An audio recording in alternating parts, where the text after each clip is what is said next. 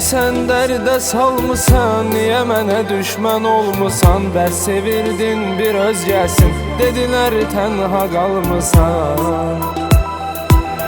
Səni sevmirmi o insan, niyə oldun axı peşman? Sənə illərimi vermişəm, bu eşqdə mən oldum yanan.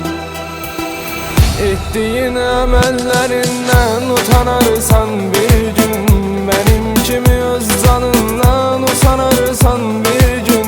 Ey məni tərk edənim, arzularımı məhv edənim, sən də min dəfə ölərsən, yaranarsan bir gün. Etdiyin əməllərindən utanarsan bir gün, mənim kimi öz canından usanarsan bir gün. Ey məni tərk edənim, arzularımı məhv edənim, sən də min dəfə ölərsən, yaranarsan bir gün.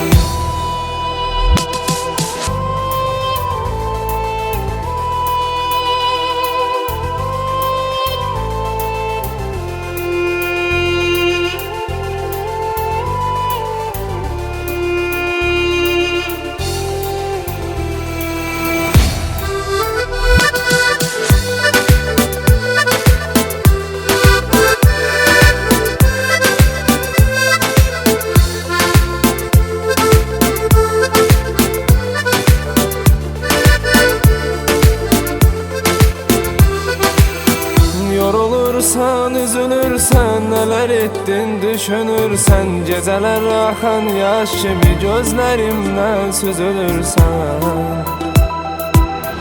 Elə vurdun ürəyimdən, əlim düşüb ətəyimdən, bir vəfa dostlarım kimi sən də vurdun kürəyimdən.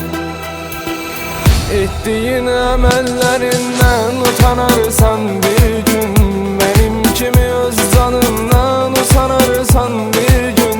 Ey məni tərk edənim, arzularımı məhv edənim, sən də min dəfə ölərsən, yaranarsan bir gün.